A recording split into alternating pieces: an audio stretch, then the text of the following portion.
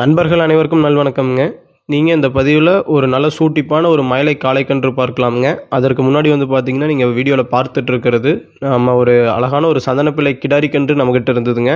நம்ம அது விற்பனை பதிவா போடுறதுக்கு முன்னாடியே நம்ம கோபியைச் சேர்ந்த நண்பர் ஒருத்தவங்க கேட்டிருந்தாங்க. நம்ம அவங்களுக்கு அனுப்பிச்சிருந்தோம்ங்க. அவங்களுக்கு கன்று நல்லா புடிச்சு போய் அவங்க நேர்ல பார்த்தாங்க. அவங்க வீட்ல எல்லாத்தையும் கூட்டிட்டு பார்த்தாங்க. ஃபேமிலியா வந்திருந்தாங்க.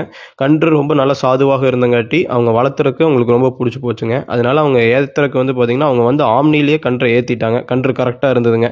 குறிப்பாக நம்ம இதை பதிவு செஞ்சதுக்கான காரணம் என்னன்னு கேட்டிங்கன்னா, நம்ம வீட்டில் எவ்வளோ ஒரு ஹெச்எஃப், ஜெர்மன் அல்லது ஏபிஎஸ் குவாலிட்டியில் மாடுகள் இருந்தாலுமே அட்லீஸ்ட் வீட்டுக்கு ஒரு நாட்டு மாடாக தேவை அப்படிங்கிற ஒரு எண்ணம் தான் காரணம்ங்க. அந்த காங்கேயம் மாடு மேலே இருக்கக்கூடிய ஒரு அன்பு அல்லது ஈர்ப்பு தான் காரணம் என்றே சொல்லலாம்ங்க.